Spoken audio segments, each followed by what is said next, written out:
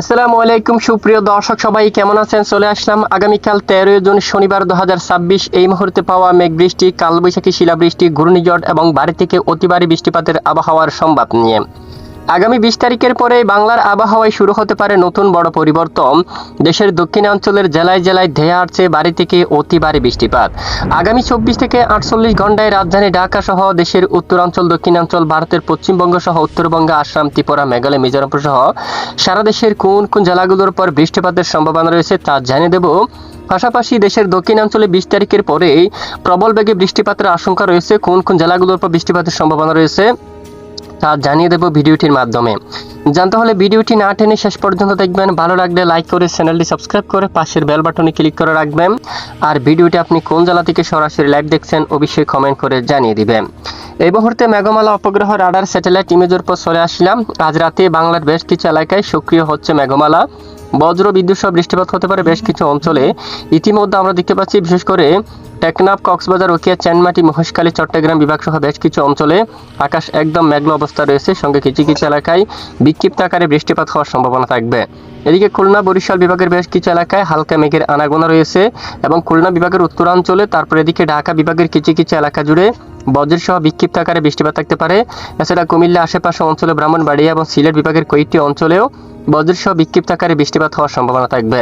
এদিকে ভারতের পশ্চিমবঙ্গের বেশ কিছু এলাকায় আকাশ পরিষ্কার থাকলেও রাতের মধ্যে দু এক অঞ্চলে বজ্রের সহ বিক্ষিপ্ত আকারে বৃষ্টিপাত হওয়ার সম্ভাবনা থাকবে। এরপরে চলে যাচ্ছি আমরা আগামীকাল শনিবার 13 জুন কেমন থাকতে পারে দুই বাংলার আবহাওয়া। একদম ভোর সকাল থেকে যদি আমরা একটু দেখি, বিশেষ করে দক্ষিণাঞ্চল বা পাহাড়ি অঞ্চলে বজ্রসহ হালকা থেকে মাঝারি ধরনের কিছুটা বৃষ্টিপাতের সম্ভাবনা রয়েছে। তখন লংগদু অঞ্চল, খাগড়াছড়ি, এদিকে রয়েছে বিশেষ করে দিঘিনালা অঞ্চল, মগিয়াবাড়ি, শিলচর বাজার, এখানে বেশ কিছু অঞ্চলে ব্যাপক বজ্রবিদ্যুৎ সহ কিছুটা মাঝারি থেকে ভারী বৃষ্টিপাত হওয়ার সম্ভাবনা রয়েছে আগামীকাল শনিবার 13 জুন।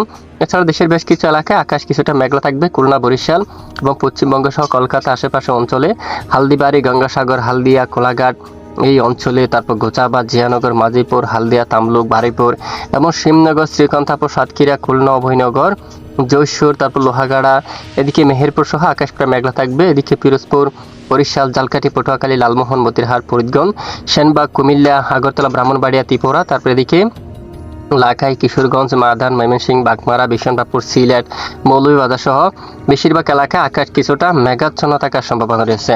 আর এদিকে বঙ্গোপসাগরে একেবারে মাঝারি থেকে ভারী বৃষ্টিপাত হওয়ার সম্ভাবনা থাকবে। এরপরে রবিবার 14 জুন উত্তরাঞ্চলে হালকা মাঝারি বজ্র সহ বৃষ্টিপাত হওয়ার সম্ভাবনা থাকবে।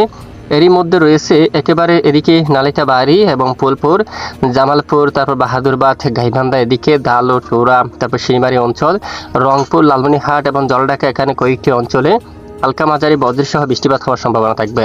তখন ঢাকা সহ খুলনা, বরিশাল আকাশ কিছুটা মেঘলা থাকবে এবং চট্টগ্রাম বিভাগের কিছু কিছু এলাকায় বিক্ষিপ্ত বজ্র সহ বৃষ্টিপাত হতে পারে এবং দুপুরের পরে বরিশাল, জালকাঠি, পটুয়াখালী, পিরোজপুর, মঠবাড়িয়া, মির্জাগঞ্জ এবং টুঙ্গিপাড়া, ঘুরনাদি সহ এখানে কয়েকটি অঞ্চলীয় বজ্রসহ হালকা থেকে মাঝারি ধরনের বৃষ্টিপাত হওয়ার সম্ভাবনা থাকবে।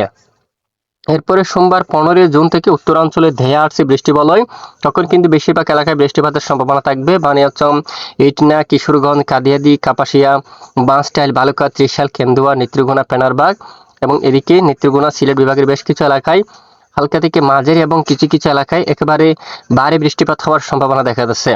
এরপরে এদিকে খুলনা, তারপর বরিশাল উপকূলবর্তী জেলাগুলোর পর বিশেষ করে বর্ষাকালে আকাশ পরিষ্কার থাকলেও কিছু কিছু এলাকায় বজ্র সহ বিক্ষিপ্ত আকারে বৃষ্টিপাত হওয়ার সম্ভাবনা থাকবে। একই সঙ্গে চট্টগ্রাম বিভাগের পাহাড়ি অঞ্চলে কিছুটা বজ্র বিদ্যুৎ সহ বৃষ্টিপাত থাকার সম্ভাবনা রয়েছে।